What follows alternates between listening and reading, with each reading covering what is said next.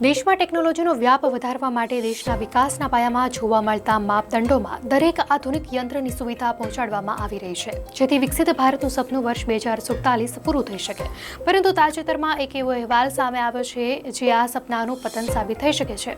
Union ministry of એજ્યુકેશનના UDISEના અહેવાલ અનુસાર દેશની માત્ર 57% શાળાઓમાં જ કમ્પ્યુટર યોગ્ય રીતે કામ કરે છે અને 57% કોમ્પ્યુટરમાંથી 53% કોમ્પ્યુટરમાં જ ઇન્ટરનેટની સુવિધા છે. પહેલા કરતાં અત્યારે દેશની મોટાભાગની શાળામાં પરિસ્થિતિ સુધરી છે. આ આંકડાઓ અને પરિસ્થિતિમાં સુધારો લાવવો ખૂબ જ જરૂરી છે.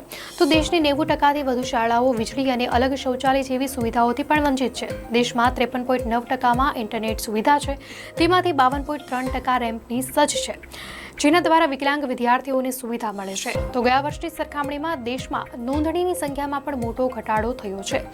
NEPએ 2020માં કરેલા પ્રયત્નો દેશમાં શિક્ષણની પ્રગતિને અવરોધે છે. વર્ષ 2030ના લક્ષ્યાંકોને પૂર્ણ કરવા માટે સંસાધનોને શ્રેષ્ઠ બનાવવા જરૂરી છે.